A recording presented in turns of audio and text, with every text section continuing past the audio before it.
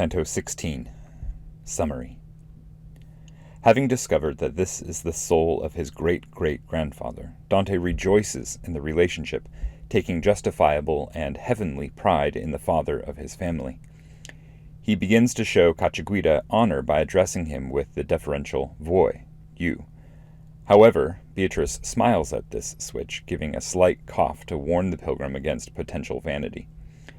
Dante asks his ancestor to tell him more about old Florence, and about any citizens worthy of note. First, Cacciaguida tells his descendant when he was born, 580 Martian years after the Annunciation, when Gabriel said Ave, which counts as year 1. Since Mars takes 687 of our days to complete one full circuit through the heavens, it can be determined that Cacciaguida was born in 1091. 687 times 580 divided by 365 equals 1091. He uses the constellation Leo, the lion, as the reference point for Mars's orbit. This highlights the quality of courage which Leo and Mars both share in the life and death of the martyr. What follows this introduction is a description of 12th and 13th century Florentine families, sometimes referenced by name, sometimes by their deeds. The gist of Cacciaguida's description is this. The rapid urbanization and expansion of Florence that happened after his death were detrimental to the city's original virtue and simplicity. The mixing of different customs and backgrounds, for Cacciaguida, is the root of all the vices with which Florence is now overrun. Political ambition and infighting and broken promises have torn the city apart. However, this simply proves the maxim that all things have their dissolution, all things fall apart. Even in those early days, the noble families that Cacciaguida mentions were in decline. Nevertheless, he rejoices to have known Florence in its smaller, more modest and just environment, despite the inevitability of its degeneration. For a more complete identification and explanation of the families portrayed in this canto, see Paradiso, Reader's Guide. Canto 16. Mars. How piffling our nobility of blood! If you make people glory in you here, below, where our affection languishes, it will never be to me a strange thing. For there, where the appetite is not bent, I mean in heaven, I gloried in you. Indeed, you are a mantle that soon shrinks, such that if one does not keep on adding, from day to day time comes round with his shears. With the voi that was first offered by Rome, in which her family least perseveres, my words once again began to pour forth. Wherefore Beatrice, standing a little to the side, smiling, seemed like her who coughed at the first written fault of Guinevere.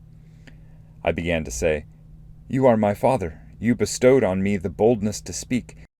You raised me up so I am more than I. By so many rivers my mind is filled with delight, and makes itself contented so that it can bear it all and not burst. Tell me then, precious first fruits of my tree, who were your ancestors? What were the years that were written down from your own childhood? Tell me about the sheepfold of St. John, how large it was, and who were the people in its midst worthy of high offices. As a coal is kindled into flame when wind breathes upon it, so too I saw that light at my reverent words grow resplendent. And as he grew in beauty in my eyes, with a voice also more sweet and gentle, though not in a modern way of speaking, he replied, From the day Ave was said to my birth, when my now holy mother eased herself of me who had burdened her, this fire came to his lion 550 times, in order to be rekindled from underneath its paw. My ancestors and I were born there where the final district is first found by one who runs in your annual tournament.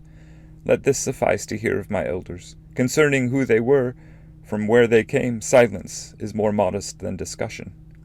Everyone who was living at that time between Mars and the Baptist, fit for arms, was a fifth part of those who live there now. But the citizenry, now mixed with those from Campi, Celtaldo, and Filine, found purity in the humblest craftsmen.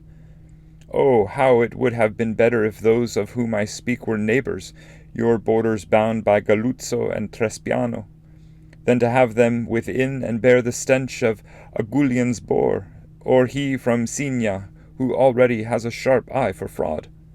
If the most debased people in the world had not been a stepmother to Caesar, but benign as a mother to her son, that one Florentine, by barter and trade, would have turned himself to a Simafonte, where father and grandfather were begging. The Conti would still own the Montemurlo, the Cerchi would be in their Accone, the Buon del Monte too, near the Greve. The confusion of persons was always at the root of the city's wickedness, just as yours is from food that is added. Furthermore, a blind bull falls more quickly than a blind lamb, and many times one sword will slash and cut more and better than 5. Consider Luni and Urbisalia, how they have disappeared, and how Chiusi and Senegalia follow after them. To hear how families unmake themselves will not seem to you a new or hard thing, since even cities have come to an end. Each of your things has its dissolution, as you do, though this is hidden in some, which long endure, while men's lives are cut short. And as the wheeling of the moon's heaven covers and uncovers shores without rest, so too Lady Fortune does to Florence. Therefore it ought not seem a wondrous thing when I speak of exalted Florentines, the renown of whom is hidden in time. I saw the Ugi and the Catilini, Filippi, Ormani, Alberchi, Greci, shining citizens in decline. And I saw as great as ancient with him of Sanella, him of the Arca, Soldanieri, Ardigni, Bostici.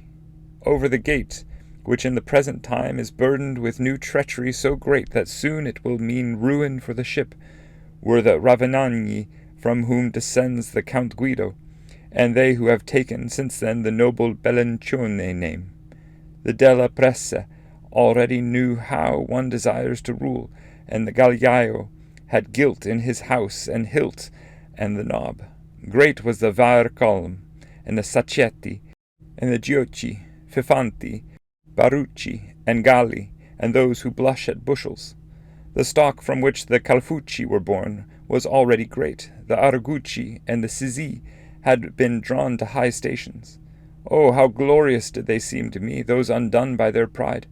And balls of gold enflowered Florence with all their grand deeds. So, too, did the fathers of those men who, whenever your church has a vacancy, became fat by staying in consistory. The haughty house that dragons itself behind the one who flees, but like a lamb is calm toward those who show their teeth or purse, was then on the rise, but from humble folk. Ubertino Donati was not pleased when his father-in-law made him their kin. The Caponsacchi were in the market, descending from the Fusile, and Guidi and Infangati were good citizens. I will tell you something incredible but true. One entered the little circle through a gate named for the Della Pera, each one that bears the beautiful emblem of that great baron, whose name and virtue the feast of Thomas always celebrates, had from him both knighthood and privilege, though he who decorates it with a fringe today congregates with the commoners. Gualtorotti importuni were there, and Borgo would be quiet to this day had they gone on fasting for new neighbors. The house from which your weeping has come forth, through the just resentment that has killed you and made an end of your joyful living, was honored, both it and its followers. O Buon del Monte, how ill did you flee that wedding at the prompt of another! Many who now grieve would have been happy if God had given you to the Emma the first time you came up to the city.